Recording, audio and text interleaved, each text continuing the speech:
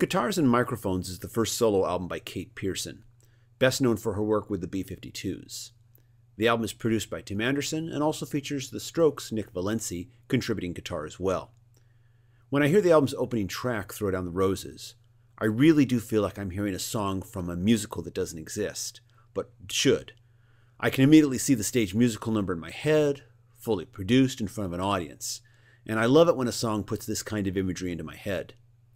The album continues on this upbeat trend with Mr. Sister and the album's title track until it finally takes a small breather for the more reflective Crush Me With Your Love. You know, in spite of all the examples to the contrary, we still sadly have so many prejudices about being beyond 50 in our youth-driven culture. Kate Pierson may be in her 60s, but on this album she is vibrant, angry, joyful, remorseful, and sad. And this album proves that she is as much in touch with her inner 20-year-old as she is with even her inner 6-year-old. And I say this because while she deals with some very serious lyrical themes, she sometimes deals with them with an almost childlike sense of playfulness. Yes, you can hear all the influence of decades of being in the B-52s. All the fun, quirky elements of her years with that band are there. But this is her solo album, and there are textures and nuances that I have never heard in a B-52s album that I do hear on Guitars and Microphones. And then, of course, there is the wonderfully playful, some would call it quirky, but I call it playful, choices that she sometimes makes on her vocal phrasing.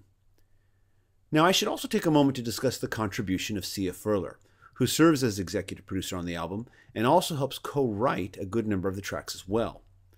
There are great actors who become invisible when they take on a role, and you forget who they really are. While Sia is a recording artist in her own right, she remains, like a great actor, invisible on this album, and I say this in the best way possible. Her role is not to put her own sonic stamp on this album, but to help Kate Pierson put her best sonic stamp on this album. And at the end of the day, Guitars and Microphones is a consistently solid, enjoyable, and infectious pop album. It's not afraid to be taken seriously, but it's able not to take itself too seriously.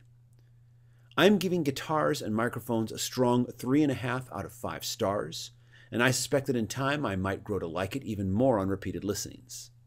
This is TJR. This is my first reaction to Guitars and Microphones by Kate Pierson. Remember to always download or stream music from legal websites that compensate musicians for their hard work. Remember, every time you BitTorrent or pirate, you are unsticking it to the man. Thanks for watching, and please subscribe.